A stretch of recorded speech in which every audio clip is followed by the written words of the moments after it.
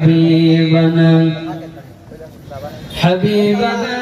طبيبنا وطبيب روحنا محمد الذي أرسله بالحق بشيرا ونذيرا وداعيا إلى الله بإذنه وسراجا وقمرا منيرا فقد قال الله تعالى في كلامه المجيد والفرقانه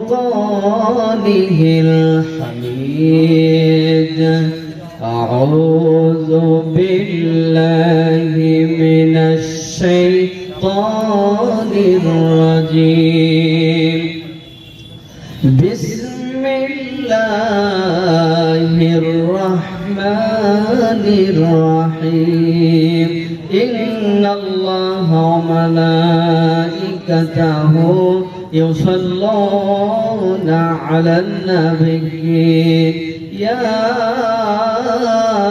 أيها الذين آمنوا صلوا عليه وسلموا تسليما اللهم صل على سيدنا مولانا محمد وعلى آل سيدنا مولانا محمد الحمد لله সমস্ত প্রশংসা এবং তারিফ সে মহান রব্বুল ইজ্জাত ওয়াল জালালের যিনি আমাদেরকে জান্নাতে একটা মজমা এসে কিছু কথা বলা এবং শোনার তৌফিক দান করলেন এই জন্য সেই মহান রব্বুল ইজ্জাত ওয়াল জালালের দরবারে শুকরিয়া আদায় করি আলহামদুলিল্লাহ। সম্মানিত হাজিরিন, সময় একেবারে অল্প, আমি সরাসরি আলোচনায় চলে যাব ইনশাআল্লাহ। আল্লাহ রাব্বুল ইজ্জাত ওয়াল জালাল বলেন কুল্লু নাফসিন যায়িকাতুল মাউত সুম্মা ইলাইনা তুরজাউন।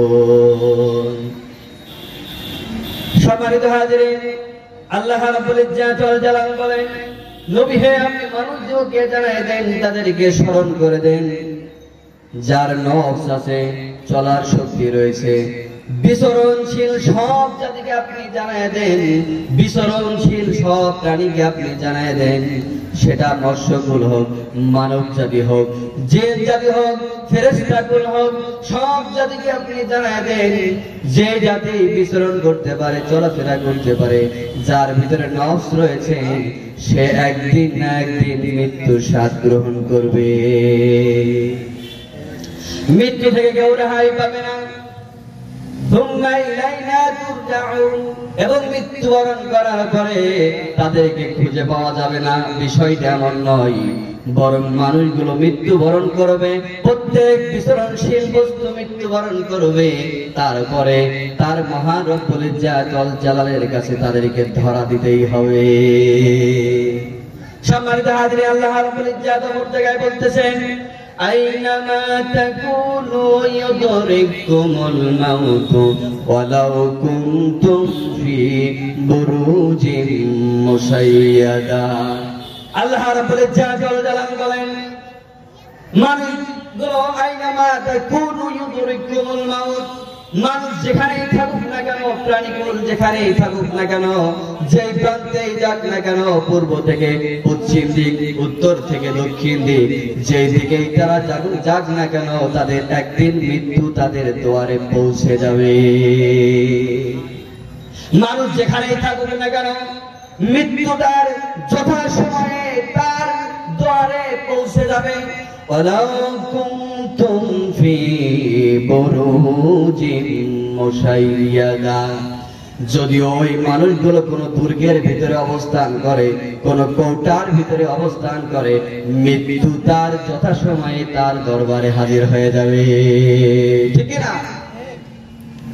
উদাহরণ দিতে গেলে বোঝা যায়, যখন কোনো বাচ্চা আকাশে ঘুড়ি উড়াতে যায়, তখন ওই বিশাল উপরে যখন ঘুড়িটা উঠতে শুরু করে, ঘুড়ি তখন বলতে লাগে যে শোনো শোনো, আমি একবার বিশাল উপরে উঠে গেছি আর আমি নিচে নামবো না।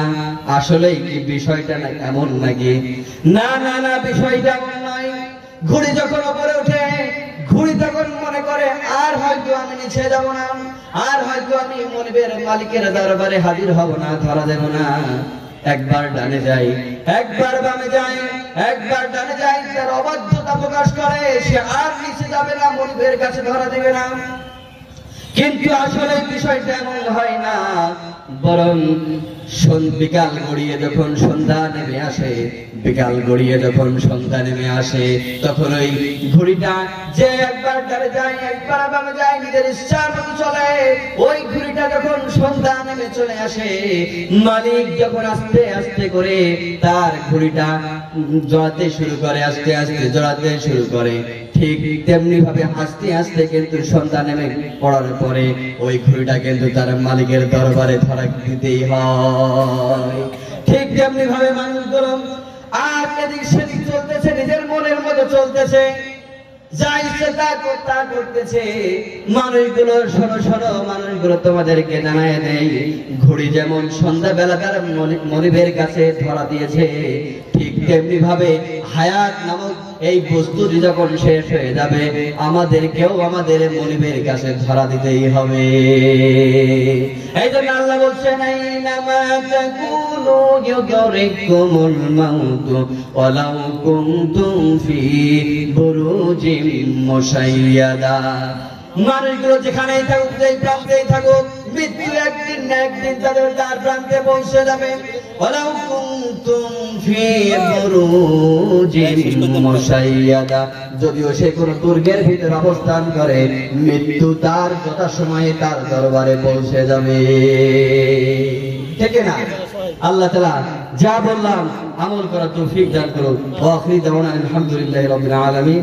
আসসালামু আলাইকুম ওয়া রাহমাতুল্লাহি ওয়া বারাকাতুহু।